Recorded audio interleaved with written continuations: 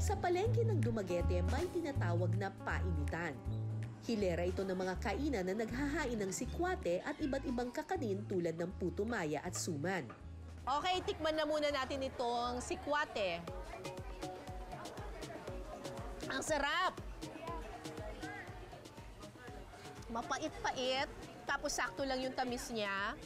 Hindi siya masyadong overpowering yung tamis. Tapos alam mong okay yung sikwate kasi malapot siya. Very rich, panalo.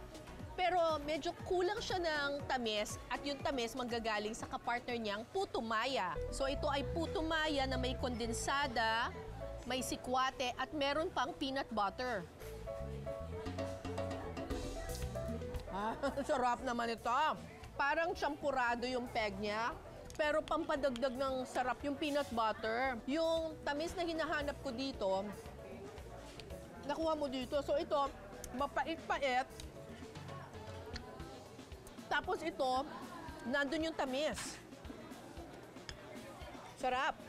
Tikman naman natin ang iba't ibang uri ng suman. Nice. So nalalasahan mo yung dahon. Plain lang siya. Tikman natin itong isa. Tabok daw ito. Ay, favorite ko to. Ang sarap nito. Chocolate on the outside. Pak! 3 flavors! Oh, di ba? Saan ka pa? 3 flavors na siya. Meron siyang tsokolate, meron siyang plain, at meron pa siyang kabog. Kabog na kabog. Ayan, oh. 3 na agad. Panalo.